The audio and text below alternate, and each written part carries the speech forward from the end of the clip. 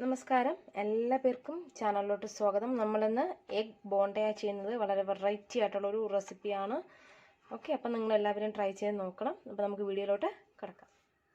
അപ്പോൾ നമുക്ക് തയ്യാറാക്കാനായിട്ട് തുടങ്ങാം. ഫസ്റ്റ് ഞാൻ ഇതുപോലെ ഒരു ബൗൾ എടുത്തിട്ടുണ്ട്. ഇതിലോട്ട് നമുക്ക് മഞ്ഞൾപ്പൊടി, മുളക് പൊടി, ഗരം മസാല, ഞാനൊരു 2 മുട്ടയാണ് എടുത്തിട്ടുള്ളത്. അതുകൊണ്ട് ഞാൻ ഈ മസാലയുടെ ഒക്കെ ക്വാണ്ടിറ്റി വളരെ കുറച്ചാണ് എടുത്തിട്ടുള്ളത്. നിങ്ങൾ എടുക്കുന്ന മുട്ടയുടെ ക്വാണ്ടിറ്റി അനുസരിച്ച് മസാലയിലും വ്യത്യാസം വരും. കുരുമുളക് പൊടി, ആവശ്യത്തിന് ഉപ്പ്.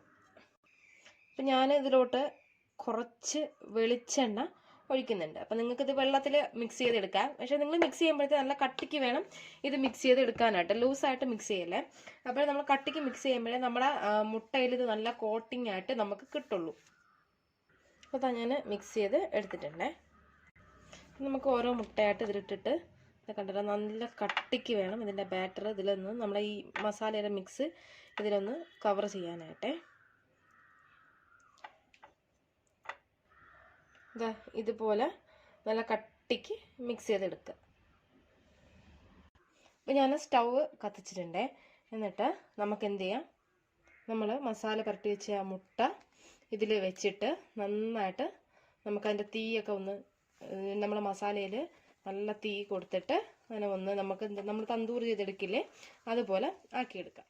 ഇനി നമുക്ക് ബോണ്ടയ്ക്ക് വേണ്ട ബാറ്റർ തയ്യാറാക്കാം. അതിനായിട്ട് നമുക്കൊരു 2 ടേബിൾ സ്പൂൺ കടലമാവ്,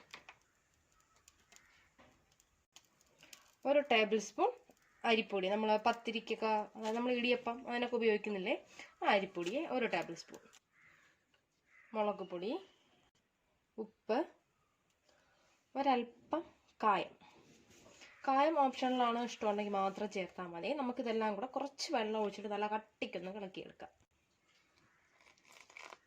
നന്നായിട്ട് കലക്കി കൊടുക്കാം. ഇതുപോലെ ഒരു ഫോർക്ക് വെച്ചിട്ട് നന്നായിട്ട് കലക്കിയെടുത്താൽ മതി. അപ്പോൾ കട്ടയൊന്നും കെട്ടാണ്ട് നല്ല പെർഫെക്റ്റ് ആയിട്ട് കിട്ടും. അപ്പോൾ ഇതിൽ കുറച്ചും കൂടെ വെള്ളത്തിൻ്റെ ആവശ്യമുണ്ട്. അപ്പോൾ നമുക്ക് കുറച്ചും കൂടെ വെള്ളം ചേർത്ത് കൊടുക്കാം. അപ്പോൾ നമ്മളെ ബാറ്റർ റെഡി ആയിട്ടുണ്ട്. ഇനി നമുക്ക് നമ്മൾ നേരത്തെ തയ്യാറാക്കി വെച്ച നമ്മളെ മുട്ട കണ്ടല്ലോ, ഞാൻ മുട്ട എങ്ങനെയാണ് ചെയ്തെടുത്തിരിക്കുന്നത് കണ്ടല്ലോ. ഇതിനെ നമുക്കിതിൽ നന്നായിട്ട് ഒന്ന് ഡിപ്പ് ചെയ്ത് കൊടുത്തിട്ട് നമുക്കിതിനെ ഫ്രൈ ചെയ്തെടുക്കാം.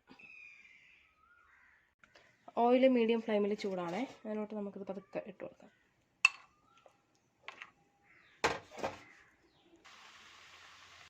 നമ്മൾ ബാറ്റർ വെക്കുമ്പോൾ നല്ല കട്ടിക്ക് ഒരു കോട്ടിങ് വേണം. അപ്പോഴേ ആ മുട്ടയിൽ എല്ലാം നല്ല കോട്ടായിട്ട് കിട്ടുള്ളൂ.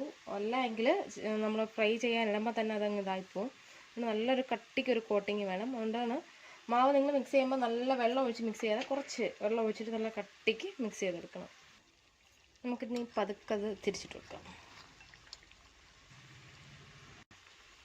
ഇതിപ്പോൾ റെഡി ആയിട്ടുണ്ട്. നമുക്കിനി ഒരു പ്ലേറ്റിലോട്ട് മാറ്റാം. അപ്പം ഞാൻ ഫ്രൈ ചെയ്തതായിട്ട് മാറ്റിയിട്ടുണ്ട്. ഇനി നമുക്ക് ഇതൊന്ന് ജസ്റ്റ് ഒന്ന് കട്ട് ചെയ്ത് നോക്കാം.